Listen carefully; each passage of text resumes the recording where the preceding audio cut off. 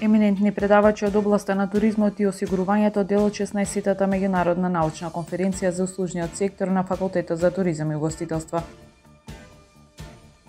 Обезбедени 50 милиони евра за подобрување на водната инфраструктура во општините, информираат од Министерството за животна средина.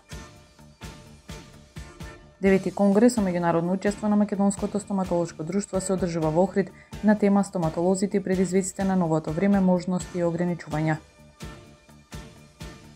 Презентиран проектот Охридски предания од иднината, научно-фантастична збирка која преку текст и илустрации детално го предвидуваат градот на светлината во 27 век. Времето утре променливо облачно и температура во интервал од 15 до 26 степени. Следевте една минута вести на Охрид Ньюс.